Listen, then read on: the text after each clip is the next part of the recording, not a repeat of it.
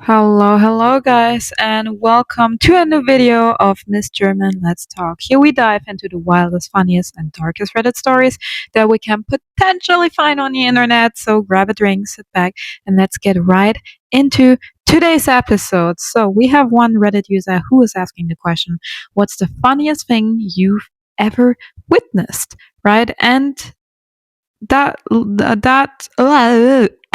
sorry guys. I have to read sometimes. I'm sorry. So there is this one Reddit user who asked a story, and he or she wrote a story herself. So let's have a look at it. So around 5 to 6 years ago, when I was 14, 15, I went to the park with my mates. Okay, it's a boy. And the park was one with like platforms where you can climb, and then on top of there's a slide. Oh, I had those two in my little village. They were amazing, and it's pretty tall, around 20 meters high. On the way to the park, one of my mates was showing off how strong he is, and he can do unlimited pull-ups. Yeah, that's not possible. So we get to the park, and this guy decides to climb onto a platform around 5 meters high, and then proceeds to climb out of it and hang onto the chain supporting the platform to do some pull-ups.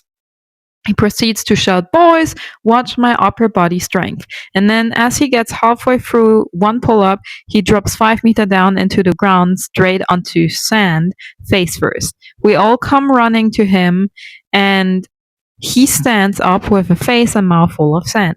We're like, "Are you okay?" He just stands there in shock, splitting sand out of his mouth, and then says, "My mom said I need to be in now." Aw, and he goes straight home, probably thinking he's about to die from internal bleeding or something like that. Now, looking back at it, set of the events, we probably shouldn't have left him walk home by himself, worried for his life. But every time I remind myself of this event, I just burst out into laughter. And he's all good. Oh, he walked, talked, and hopefully now thinks. Oh, damn. He hopefully now thinks. Guys, that was kind of mean. It's kind of mean to see it if it's the funniest thing ever. I mean, he could have seriously been injured, but there is an old saying. There's an old saying in German. Whoever knows German, please comment below what I just said. Hochmut kommt vor dem Fall. And that would be a good comment for what we just read. Next story. Cycling related incident also for me. It's a long one. Bear with me. Okay, guys, we bear with him. So, I was working in Iraq as a contractor with an oil company. We would regularly attend degassing station and oil fields. One of these places was called the Pink House, somewhere in Ramallah. Okay, outside this place was a pack of stray dogs that lived nearby. We would feed them and fuss them and generally be cool with them, and they were pretty chill doggos. However, they did not like the local Iraqis because they would mistreat them, kick them, and throw stones and try and hit them with their cars. That's actually mean. Like, people like who are that brutal to animals for no freaking reason. It's just horrible. Those people should never treat an animal like that, honestly, especially like dogs and cats. One day I'm outside with another contractor, and in the distance we can see a cyclist approaching on a bike that was straight out of the 50s, solid heavy, definitely not a machine built for speed. The rider is wearing flip-flops and a man's dress. Again, not exactly gear you'd wear when you're looking to achieve high speed. The dogs noticed him approaching and took off after him, growling and snarling and barking. The cyclist saw the dogs and began pedaling hard, trying to build up enough speed to avoid the angry pack. Bless him, he gave it a good go, but the dogs caught him and took him down. He piled in hard, gravel rush and a hard crash, few nips, and they left him be. The rider got up and continued on his way. Later on, the same rider came back in a car with a couple of friends that threw a load of stones at the dogs and then took off.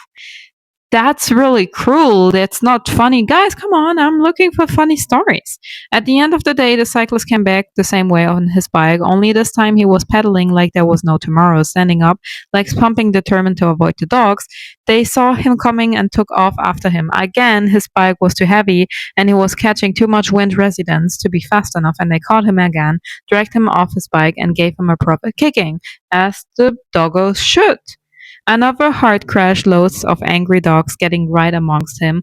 Another hard crash, gravel rash, the shock and shame being savaged off by his bike twice in front of someone Westerners by dogs that he'd been a total shitbag to was, to this day, the funniest thing I've ever seen. I despise animal cruelty, and the life of an Iraqi dog is shit enough without people being cunts to them, so seeing them get their own back was just hilarious. And that last phrase was definitely hilarious because people who do bad to animals and animals just kicking their ass back is 100% one, and I mean 100%. I forgot the word. They deserve it. That's all I wanted to say. They deserve it. Next story. Keeping to the theme of playgrounds. Okay. There are no playgrounds theme that we were talking about, but probably because of some comments before that. I used to repair playgrounds. Okay, one playground we had to change the gate. All playgrounds gate needs to self-close. The one that was in the playground was an old spring one that clattered close to the resident were complaining, so we were fitting this fancy hydraulic thing. We had to close the park for this because we need to the concrete to set, and the gate needed clamping closed to set the hydraulics. You can't let kids into a playground where the gate is locked shut.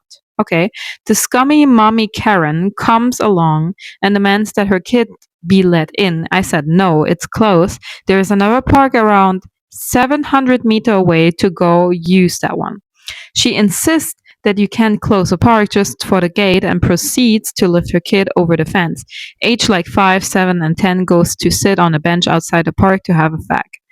About 5 minutes in, the youngest tries to use the monkey bars, swings out to the first rocks, and absolutely shits himself.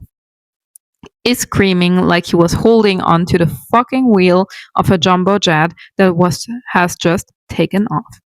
The other kid not strong enough, probably wanted to say are not strong enough to help him down.